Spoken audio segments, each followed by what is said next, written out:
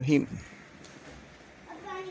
Snack video और YouTube के दोस्तों, ये आप मेडल जो देख रहे हैं, ये प्याला पाक यानी मेरा मेडल है।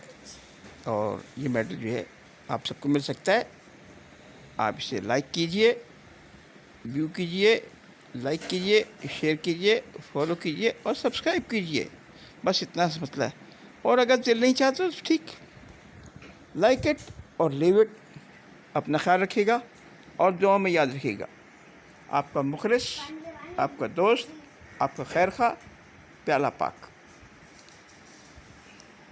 और हाँ,